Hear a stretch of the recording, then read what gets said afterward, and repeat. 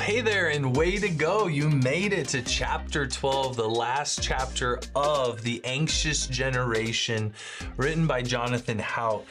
This is the last chapter, not a last video. We'll have one more video of just some conclusions. But I found this chapter to be very empowering, encouraging to see what is in my control and what are good actions that we can take in our own lives. I loved the example in chapter 12 of that carpenter parenting versus gardener parenting styles. And the way these two styles were communicated really gave some perspective for me on the role and the goal of parenting and connecting it with especially this important piece of scripture. This is Proverbs 22:6, which says, "Train up a child in the way they should go, and even when they are old, they will not depart from it." There's a quote in chapter 12 talking a bit around these parenting styles, and I think it's really, let me just read the quote. It says this: "Our job as parents is not to make a particular kind of child. Instead, our job is to provide a protected space of love, safety, and stability in which children of many unpredictable kinds can flourish. Our job is not to shape our children's minds, it's to let those minds explore all the possibilities that the world allows. Our job is not to tell children how to play, but to give them the toys. We can't make children learn, but we can let them learn." So I appreciate the quote. I'll be honest, it goes a little too far into free range parenting for me and my liking. I do believe scripture, and that as parents, though, we do need to be teaching, modeling, and guiding our children to truth and to think critically. But I do find too many parents that are parenting in a carpenter way, trying to chisel their child into an exact mold that they want. So as parents, we need to find a balance. And let me share with you an approach that we've taken in our own home. You're free to steal it, ignore it, whatever, but this is an approach we take. It starts with identifying what are the key character qualities you desire for your children to live out and live through in their own lives. My wife and I, we agree on 4. We agree on 4. Right? Honesty, loyalty, respect, and humility. Ours are honesty, loyalty, respect, and humility. These character qualities are not just communicated and taught, they are modeled for both my biological daughter, but also any foster child that God sends our way. Any consequence that we give, right, we give it attached to a character trait. Because we want to train up our child in the ways of Jesus, but allow her the freedom to grow and mature into who Jesus has made her to be.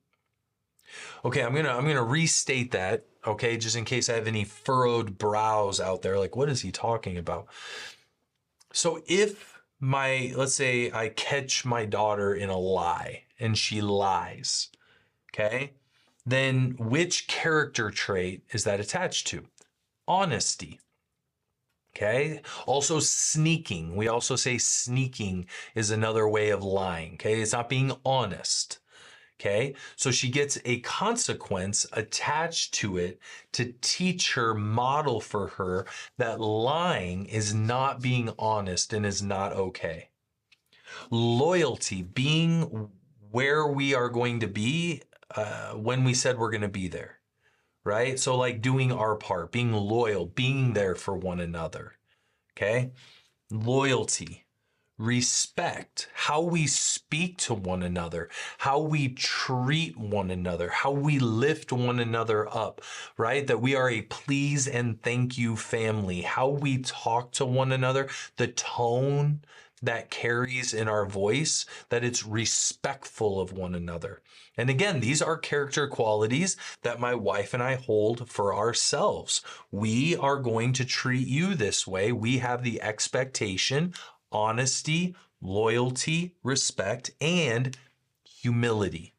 Okay. Humility is so important. Oh my goodness. Everyone in our family knows, man, if you want to just like nails on a chalkboard, like in my soul is whining. Oh, whining or huffing or rolling your eyes or like the marching upstairs and slamming doors and all of that. Nope. It's not happening.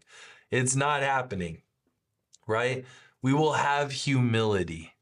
Okay, that none of us are more important than one another, but God has given the responsibility of parenting to my wife and I, which we take very seriously. But knowing our place, that's what humility means, right? It doesn't mean you're a doormat. It means know your place, right? Know your place, right? These are our key character qualities, right? Now, as children grow, the garden changes a bit. I like that analogy of the garden. I really do.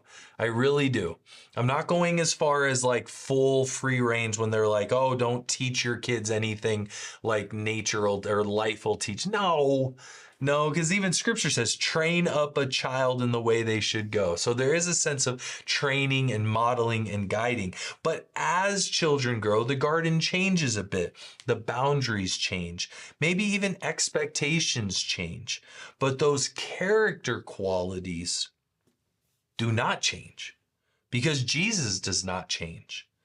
How we follow him, what that means, how it looks in life changes, but the core stays the same. This is how we are approaching a blending of Proverbs 22:6 and the gardening style of parenting, right?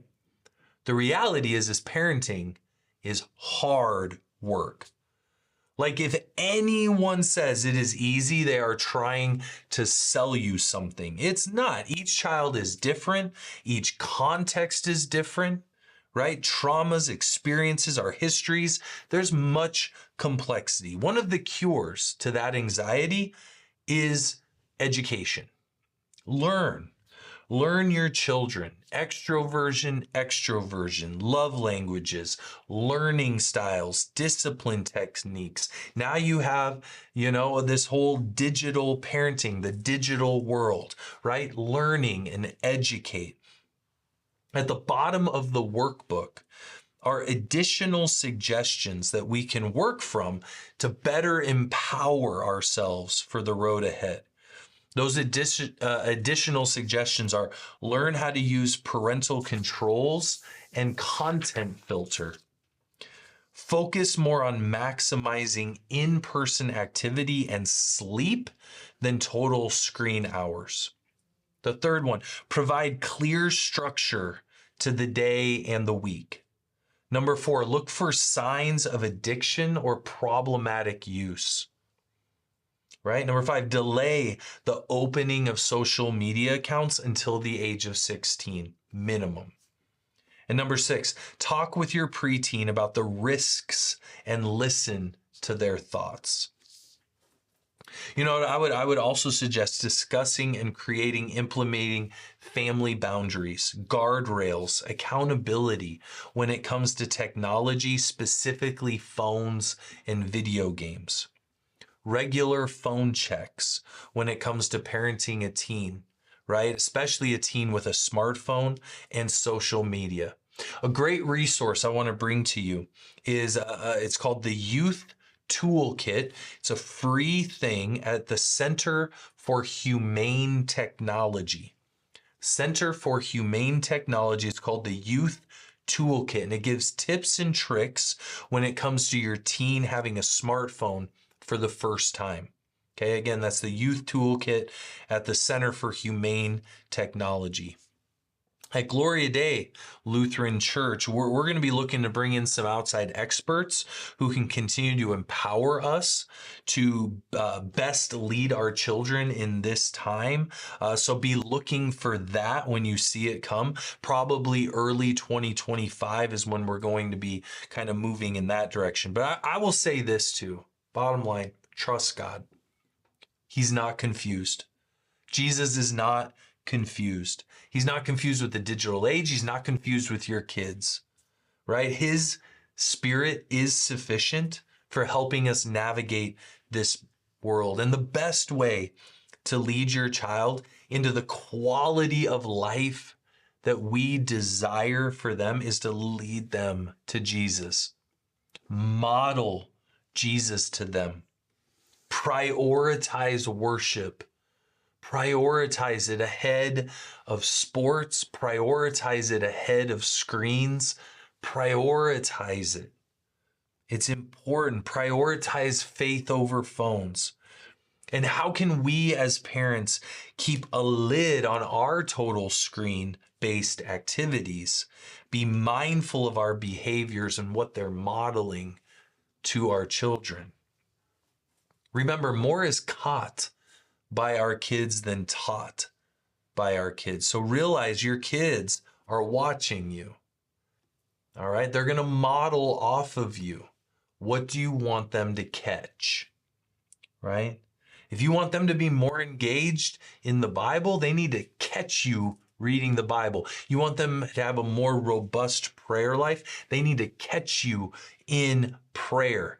Like, they need to catch you doing and being the things that you want in their life. And especially if you want your kids to prioritize church, church community, church involvement, then you need to set the example and get excited about it, right? There are things that are in our control. And yes, they'll require energy. They'll require discipline. I run with a quote that says, the hardest things of life often have the most reward attached to it. The things that are easy don't have a lot of reward. I don't think the digital life creates much complexity. I think what's harder is to live by certain values and standards, certain character qualities, and to really honestly follow the lead of Jesus in the way that we structure our time, our energy, how we spend our money, and how we're raising our children in the faith. Thank you so much for engaging this chapter. We just got one video left with just some conclusions, but thank you so much. We'll see you for that video. And I'm so thankful that you've engaged this book, The Anxious Generation by Jonathan Houghton. Again, I hope it's been a huge blessing in your life. We'll see you next time.